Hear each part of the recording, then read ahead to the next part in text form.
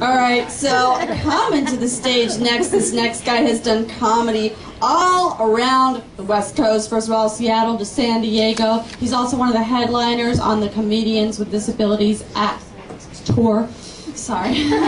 Good drinks. Okay, coming to the stage next, please give it up for the very funny, I'm a fan, Mr. Michael O'Connell.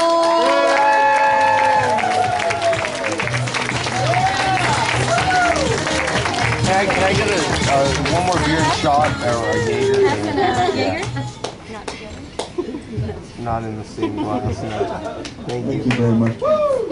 I know I'm the only one excited about this in here, but there's a ramp on this stage. Huge. We have no idea what to go through in Sacramento, where I'm from, with the comedy clubs. They'll have steps. Nobody has ramps. So I have to count on people to lift me up the steps to get onto the stage. Normally I have to count on comedians. Comedians as a whole, not in the best shape. The typical comedian lays on the couch all day smoking weed, watching TV, waiting until they get an idea from something they're watching. Good joke. Write it down, they go to the club, but yeah. And then I put my life in their hands, lifting me up these steps. No, so I'm very happy about this. I'm moving to LA now. Now that I know there's ramps. Anyway, thank you. Yeah, I like to refer to myself as a wheelchair comedian. I prefer that term because, well, frankly, I just got tired of people snickering when I told them I was a stand-up.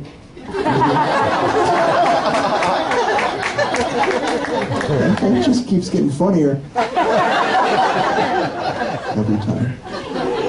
So I get up, I go around and talk about wheelchair stuff and wheelchair life and the way that people in wheelchairs and you other people can all get along together. Talk about stuff like pushing wheelchairs. Like, people pushing wheelchairs. Some people really like to push wheelchairs. And for the most part, I'm all for this. That's an awesome thing. The problem I have is when complete strangers decide they want to try it out.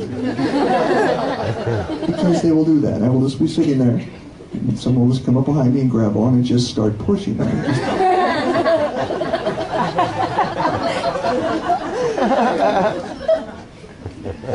Hey, I am not a shopping cart. You don't just grab the closest one and take off at the deli counter.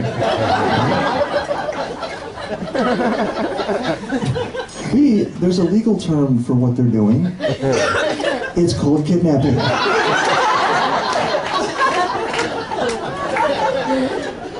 Anytime you take someone somewhere they don't want to go against their wishes, that's grounds to issue an Amber Alert.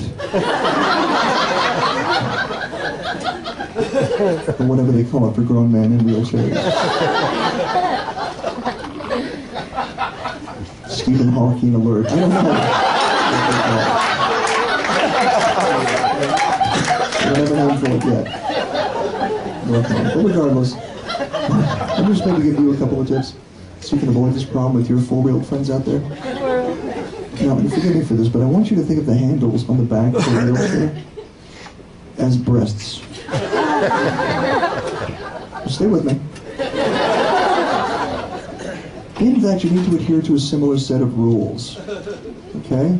Rule number one, if you don't know the person they're attached to, probably shouldn't be touching them in the first place.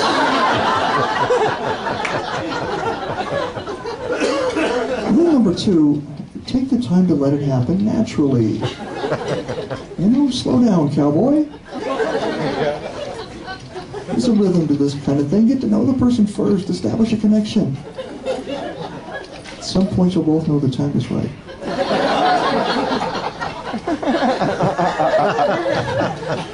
Rule number three.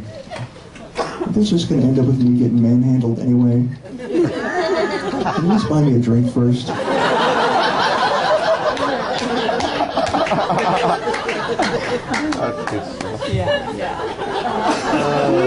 So, yeah, I'm from Sacramento, so I had to fly to get here today. Wheelchairs and aircraft, not a happy combination.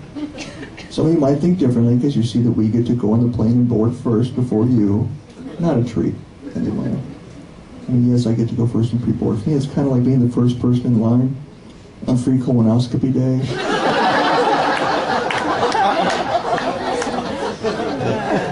Going first, not really a perk. Thanks. But we do need to do that because I need to get on there and sit in those first couple of rows on the aircraft. So this chair does not fit down the aisle. So that's awesome, and that works great if the origin point of the flight. If it's a connecting flight and there's already people sitting in those first 2 rows, I have to sit further back, and to make this happen, I have to use something called the aisle chair. Anyone ever seen one of these in action? Aisle chair? This is basically a chair, and I use the term loosely, about as wide as a skateboard. Okay, it's basically a metal plank in kind of a roughly chair-like shape, with little roller skate wheels on the bottom. And what they do is they have to put me in this thing, and they strap my legs together so I don't fall off. And then they strap my arms together, make sure my elbows don't whack people on the way by. And then they strap my torso over the back of it, basically leaving me trussed up like Hannibal Lecter.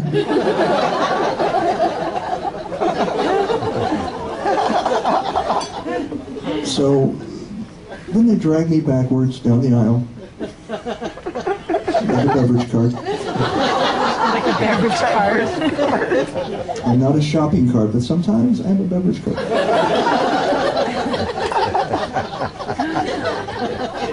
Now this is all kind of just awkward and humiliating just on its own.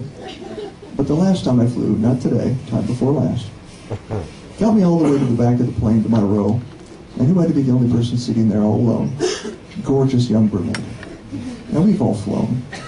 What are the chances of actually getting seated next to somebody attractive? It never happens. Okay? I usually get like the Eastern European man woman with the screaming baby.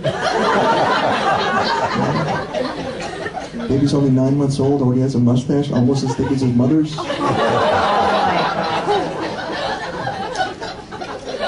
Or the portly gentleman who smells of pork rinds, has the least interesting life story ever, and yet has been commanded by God to share it with the world. I never get the hot girl, and the one time I finally do, I'm being lugged down the aisle, strapped to some kind of dominatrix Bowflex.